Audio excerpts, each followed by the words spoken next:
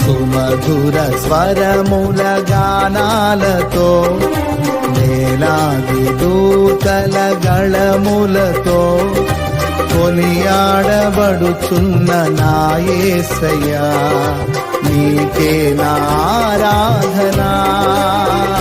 మహదానందమే నాలో పరవశమే నిన్ను స్తుతించిన ప్రతి క్షణం.